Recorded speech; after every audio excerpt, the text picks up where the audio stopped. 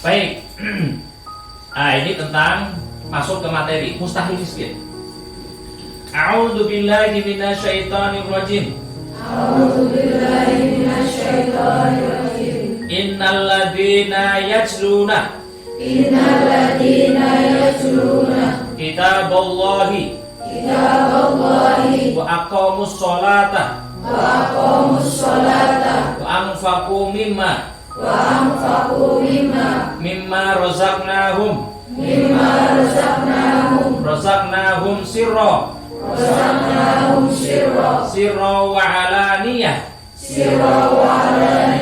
wa alaniyatan yarjuna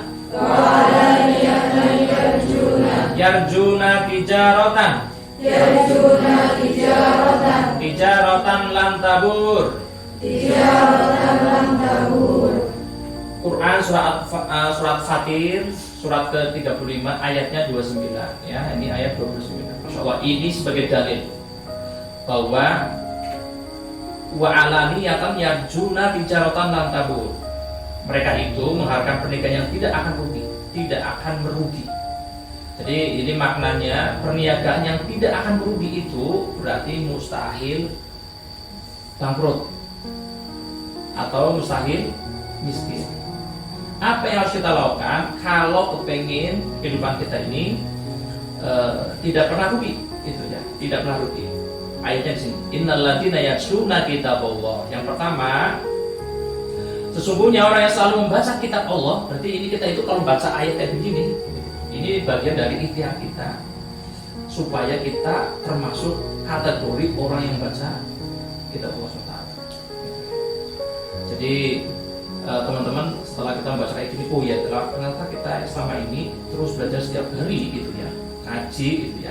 Itu dalam kerangka kita masuk kategori yang pertama, orang-orang yang selalu membaca Al-Quran, mengkaji gitu ya. Jadi tidak hanya membaca, tapi juga mengkaji. Lalu kemudian yang berikutnya yang kedua, syarat yang kedua, wa aqamus sholat, mendirikan sholat. Jadi bukan hanya sekedar melaksanakan, mendirikan gitu. Jadi teman-teman, kalau kita itu ada panggilan Allah SWT kok masih menganggap itu sebagai sebuah beban, berarti kita belum mendirikan. Jadi ketika ada panggilan sholat itu, kita ngerasa bahwa ini adalah kebutuhan. Bahkan Kanjeng Nabi itu dulu pernah nyampaikan, ya Bilal, arikna, istirahatkan. Maksudnya dia nyuruh Bilal supaya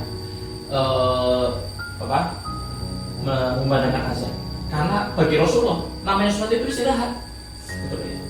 Ya Bilal, arikna, istirahatkan kita, gitu ya. Masya Allah ya. Jadi sholat itu istirahat, gitu. Bukan beban. Gitu. Baik ya, ini detail saja. Jadi mustahil miskin itu syaratnya ada 3: membaca atau mengkaji Al-Quran, mendirikan sholat, dan berinfak. Yang ketiga ini berinfak. Ini juga kita sudah sering banget nyampaikan, sedekah subuh. Walaupun kecil-kecil tapi kita harus mulai. Ya, kemarin saya baca ya. Pokoknya ini sedekahnya bukan hanya sekedarnya, tapi di buku Mustahil Miskin yang karya Ustaz Lukman itu sedekah yang jor-joran, infak yang gede-gedean gitu. Jadi orang mikir-mikir gitu. Masyaallah, katanya ya kayak kita sholat nih. Kenapa kita mau sholat? Karena kita yakin sholat kita ini akan dibalas nanti di akhirat, gitu ya. Nah, sebagaimana kita juga tadi meyakini ada akhirat, berarti kita juga meyakini bahwa sedekah yang kita berikan itu akan balik kepada kita. Nah, oke, yang pertama nih, kita sudah baca ini. Jadi kita kalau lihat nih, ini yang kita baca setiap hari ya, Alif Lam Mim sampai ulaika ala hudan min rabbihim wa ulaika humul muflihun. Coba kita lihat tamatinnya. Mereka itulah yang tetap mendapatkan petunjuk dari Tuhan mereka, dan mereka lah orang-orang yang beruntung. Orang-orang yang selalu beruntung. Siapa mereka orang yang beruntung itu?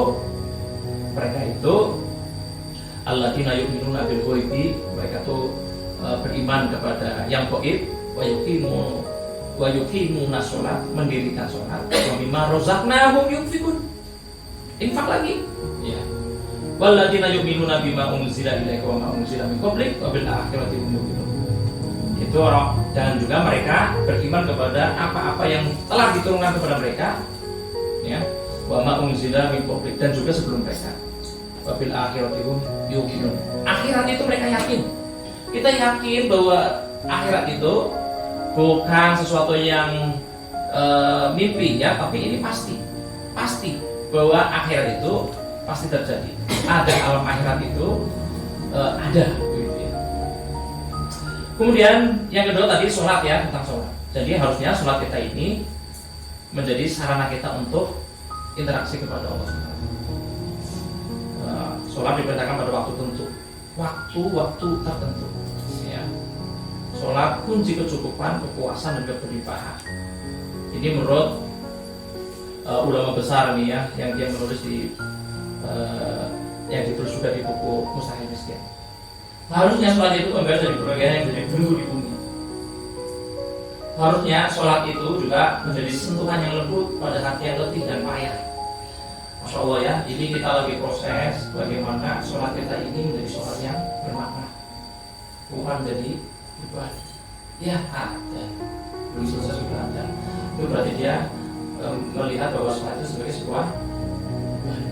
Tapi kalau kita sampai pada titik bahwa ketika sholat itu terpena, sholat itu bikin kita nyaman, sholat itu bikin kita bahagia, itu berarti kita sudah mulai butuh sholat.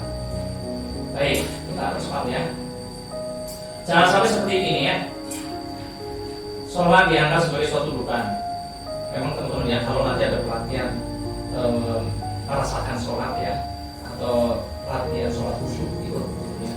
Sholat khusyuk itu ini bagian dari syarat agar kita ini dijamin oleh Allah SWT. Mustahil miskin. Jadi kalau ada pelatihan sholat khusyuk itu, ya. Yang saya kupas, ya, itu sholat khusyuk itu tepat waktu, memahami bacaan, menjaga diri dari makanan haram, kemudian melakukan sholat itu sebagai bentuk syukur. Seperti Nabi itu sholatnya lama banget, itu dia ditanya, ya, oleh Aisyah itu, ya, sholat lama banget, nggak bisa banyak. Aisyah, kenapa saya tidak ingin jadi orang yang bersyukur? Maksudnya saya ini adalah bentuk syukur saya. Oke, kemudian yang terakhir, infak yang berlimpah-limpah. Infak yang berlimpah-limpah. Masalul ladina yunfikuna amwalahum fi sabilillah kama salihabbatin ambatat sab'a sarabila fi kulli sumbulatin mi'ata habba wallahu yudhibu liman yasha wallahu wasi'un alim. Kita akan bahas ulang lagi di kesempatan yang lainnya. Perumpamaan nafkah yang dikeluarkan oleh orang-orang yang menafkahkan hartanya di jalan Allah adalah serupa dengan sebutir benih yang menumbuhkan 7 bulir. Pada tiap-tiap bulir 100 biji. Allah melipat gandakan ganjaran bagi siapa yang dia kehendaki, dan Allah Maha luas karunia-Nya lagi Maha mengetahui. Ini dalil bahwa infak itu seperti orang yang menanam 1 butir benih, lalu dengan 1 butir benih ini tumbuhlah 7 bulir. Bulir itu tangkai, dan setiap tangkai ada 100 biji. Insya Allah, ya, itu gambaran orang yang nakal. Bahkan untuk orang-orang tertentu Allah lipat gandakan. Jadi tak terhingga gitu, tak terhingga. Bukan 700 lagi, tapi di atasnya. Masih ingat, ya, kemarin ada rezeki matang, ada rezeki mentah, ada rezeki matang. Mau yang mentah, yang matang. Jadi orang yang mendapatkan rezeki matang itu, ya, dia itu, ya, kalau kemarin levelnya level apa tuh? Ikhlas, ya. Iya. Jadi rezeki level orang ikhlas, pokoknya lakuin saja ketaatan dia, kebaikan itu ikhlas saja. Memang ikhlas itu nggak dosa beda, ini harus dilatih. Sudah lakukan kebaikan dengan penuh ketaatan, terus begitu, ya. Dan masya Allah, orang-orang ikhlas ini Allah kasih rezekinya matang. Umroh ada yang bayarin, haji ada yang bayarin. Lalu kemudian mungkin, ya, besok kita sampaikan ada kisah orang yang dia itu, masya Allah, ya, ketika dia merasakan itu, ya, sepertinya rugi, sepertinya dia nggak punya berapa. Oh ya saya ingat tuh Elon Musk ya. Elon Musk itu saya kemarin dapat itu ya, itu perusahaannya mengalami kerugian itu bukan setahun, 2 tahun, 3 tahun, 4 tahun, 5 tahun gitu ya. Bertahun-tahun itu perusahaannya Elon Musk itu rugi, tapi dia tetap istiqomah. Ini non muslim loh ya, masya Allah istiqomah gitu. Nah dia merasakan momentumnya itu ketika dia sudah mulai untung usahanya. Nah sampai hari ini dia menjadi perusahaan nomor 4 yang paling menguntungkan di dunia perusahaannya. Kalau kayaknya dia nomor 1 gitu. Coba bayangin rugi disabar gitu ya. Aduh ini jadi kayak gitu, jadi pikir oh ya memang kita butuh terus jadi orang yang terus saja berpikir. Teman-teman, saya kira ini apa tadi yang pertama? Supaya mustahil miskin mengkaji Al-Quran atau membaca dan mengkaji. Yang kita bahas hari ini bagian dari mengkaji insya Allah. Makanya sabar gitu ya. Baca ayat, baca maknanya, itu dalam rangka kita mengkaji Al-Quran. Yang kedua menegakkan sholat gitu ya. Bukan hanya sekedar sholat, menegakkan sholat. Sholatnya yang bermakna, sholatnya yang punya ruh gitu ya. Bukan hanya sekedar berdiri, tadi baca apa ya gitu ya. Bukan seperti itu, tapi kita niat gitu. Makanya bagaimana mau khusyuk kalau kita tiba-tiba udah terlambat. Maka jaga sholat itu tidak terlambat waktunya. Terakhir infak. Nah, ini bukan hanya sekedar infak, tapi infak yang berlimpah-limpah gitu ya. Ya maksudnya ya sesuai dengan kemampuan panjenengan gitu loh. Tanpa harus ngutang gitu ya. Masa infak ngutang? Maksudnya jenengan punya duit, mungkin ya bagi orang lain 100.000 itu berat. Gitu ya. Tapi bagi orang yang punya pendapatannya misalnya dia sebulan itu berapa? 50 juta gitu ya. Nah 100.000 itu kan ringan ya, lagi relatif gitu ya. Jadi teman-teman ayo kita mulai dari beratnya, berlimpahnya panjenengan ya, dengan orang lain mungkin berbeda. Kemarin saya bilang, oh yuk bikin habit dulu kebiasaan 1.000. Kalau sudah mulai naikin.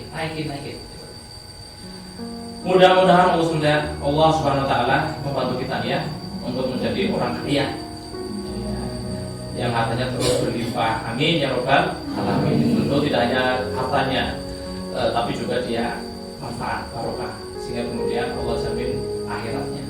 Amin ya Rabbal Alamin. Subhanallahumma wa bihamdika asyhadu an la ilaha illa anta astaghfiruka wa atubu ilaik.